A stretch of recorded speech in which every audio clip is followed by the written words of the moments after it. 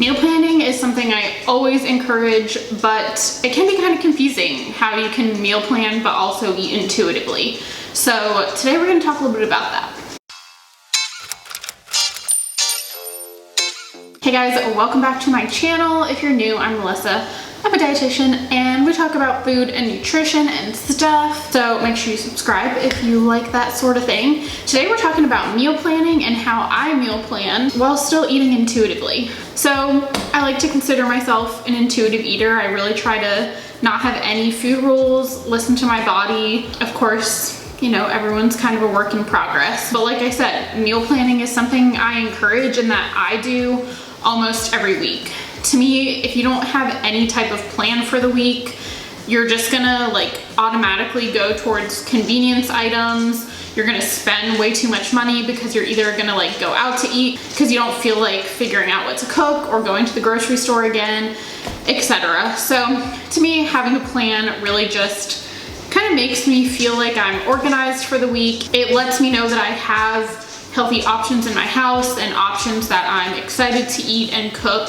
So to me, it's kind of an essential part of my week. And I feel like that can feel a little bit counterintuitive when you're talking about intuitive eating, because intuitive eating is all about listening to your body and eating the foods you're craving.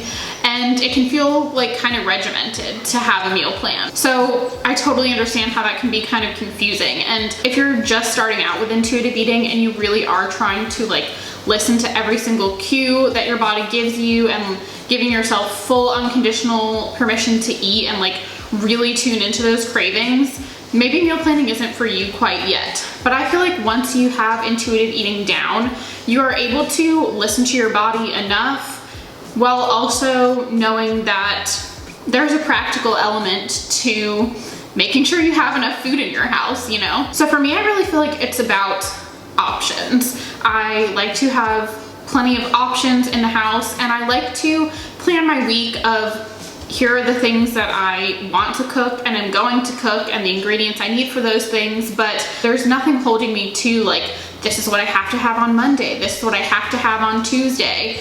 And I also know that there's other stuff around in case it gets to a certain day and I don't feel like having any of the things that I planned for. So I really think it's just about planning with a little bit of flexibility and with maybe a couple extra options that you can keep in your freezer or something that you can turn to if you really feel like you are not feeling the options that you planned. So I hope that that kind of explains how to meal plan while still following intuitive eating. Now I'm going to show you how I plan my meals for the week. So when I'm planning, I do like to write it down. I'm going to show you on this little notepad I have. I just got this one on Amazon, but I don't know, I was kind of thinking of creating my own versions of these. Let me know if that's something you guys would be interested in. I don't know. I just kind of use this to keep track of everything. So the first thing I do is look at my week, our schedule for the week. These days, you know, there's pretty much nothing happening, pretty much home all day, every day. So not really too much concern there, but you know, in the past, maybe we were like going to one of our parents' house for dinner or going out to dinner with friends or an event or something like that. So the one thing that we do typically do is we typically go, when I say go out, we typically order in Friday and Saturday. I don't know what it is, I just don't like cooking on the weekends. I'm not sure why. So I typically don't plan meals for those 2 days. So other than that, I think I will probably be home for every meal, and I'll probably cook pretty much every meal. The second thing I like to do is kind of just go through, not even necessarily like physically, but just think about what do I have on hand. So I know that we pretty much always have salmon in the freezer. We have salmon burgers. We have Beyond Meat burgers. Oh, we have some of the Trader Joe's Kung Pao cauliflower. I think I have some broccoli and some cauliflower in the fridge. So I have like a good amount of stuff here. We do have eggs as well, and I think I do have a pie crust too. So I like to, sorry, the dogs are playing, and this happens so rarely that I don't want to stop them. But so once I've thought about that stuff, I do like to try like at least 1 or 2 times to use stuff that I have like in the freezer. That stuff that I do like to stock up on from like Costco or Trader Joe's or something. So let's say I know that I have that pie crust and those eggs, and those are things that aren't gonna like stay good forever. So maybe we'll have a quiche on Monday, and I have broccoli and cauliflower, so I can make that with it. And then maybe let's do salmon the other day,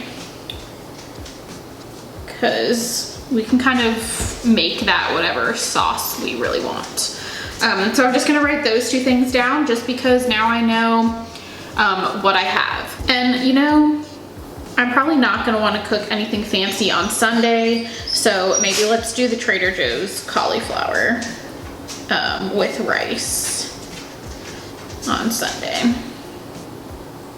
And again, I am not held to these days. I'm kind of just putting these in days just to like get a general idea. Pretty much like in the morning when Sam's leaving for work, I'm just like, what do you feel like having for dinner tonight? We have this, this, and this. And then we choose what we feel like. But I'm just writing them down to get a better idea. So that kind of takes care of the stuff that I know I have already. Then I will usually probably think of like one other recipe that I know we really like, that is easy and I don't really have to think about. And then I might try one like new recipe. So we haven't actually had those Brussels sprout tacos in a while, and I know that those are easy and delicious, and I think we do actually have some taco like tortillas. So I'll make those one day. And then I will look on Pinterest and find something else that I want to make for this last day. I don't know what that is right now, but I will find something delicious. And then if I do have like this salmon, or like just a plain protein or something where I haven't added any vegetables to it, I'll just kind of look at like what have we had the rest of the week and what vegetables we normally like. So we've had cauliflower, broccoli and cauliflower, and Brussels sprouts. I know we love asparagus, and I know we love the like Southwest salads. So I'll probably just get both of those, and then whatever we don't have with the salmon, we'll just have with whatever we have this other night. And that takes care of all of our dinners. I do typically cook every night. Now, if I didn't work from home and I like got home late or had kids or something, I probably would try to make like larger meals and do leftovers and stuff 1 or 2 nights.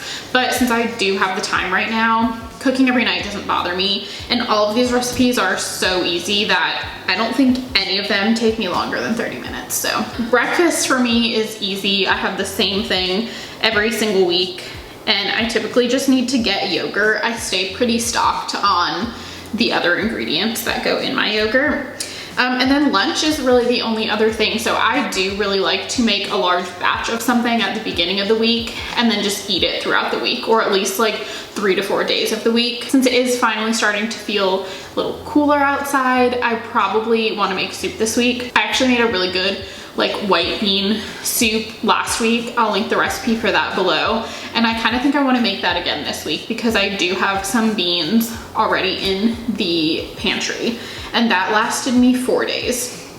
So I probably will just go ahead and make that for my lunches.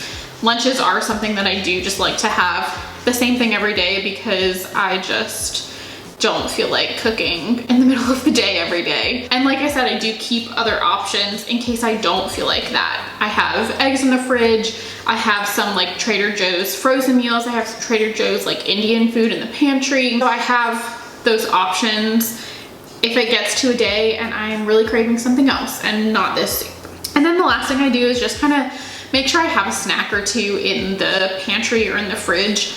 I'm not a big snacker. I typically tend to eat like larger meals that keep me full, and Sam's not home all day, so he's not like snacking throughout the day. But I do like to keep like 1 or 2 things just in case we get hungry before dinner or something like that. I have some Trader Joe's beet crackers.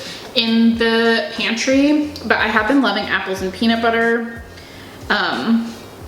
So I'll make sure to get some apples, and then what else do I want? Maybe I'll pick up like some popcorners. I haven't gotten those in a while. So yeah, that's that. So I now have all of my meals planned for the week. And like I said, these are written in specific days, but there is nothing holding me to that day. I can change it whenever I want to. I can decide in the morning what I feel like having, but just doing this like very basic planning, this took me this video is probably a little longer because I've been explaining it, but this takes me literally 5 minutes, maybe even less if I know what recipes I'm making. And this just allows me to kind of have a general list when I go to the grocery store, and then that just ensures that I have those ingredients in the house. I have a general idea of what we're having, and I just feel a lot more organized for the week. So yeah, I hope that this was somewhat helpful. I hope it kind of explained how I meal plan and how I implement intuitive eating while still having a general plan. So again, I hope this was helpful. Give it a thumbs up if you thought it was. Let me know what else you want to see from me.